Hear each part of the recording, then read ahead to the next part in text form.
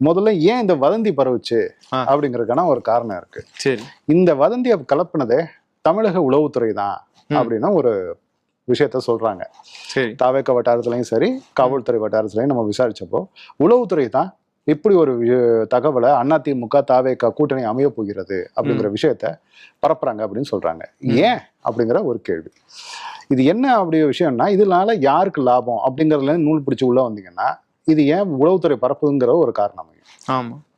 இதனால யாருக்கு லாபம்? திமுகவுக்கு ஒரு பெரிய அளவுல லாபம். ஏன் திமுக அளவுக்கு பெரிய லாபம்? எந்த மாதிரி சொல்றீங்க? திமுகவுக்கு லாபம்ன்றது வந்து எப்படி? அதாவது விஜய் வந்து அதிமுகவோட போய் அலையன்ஸ்ல சேர்ந்துட்டாருன்னா, திமுக அலையன்ஸ்ல இருந்து எந்த கட்சி முதல்ல விஜய் நம்பி வெளில வரும்?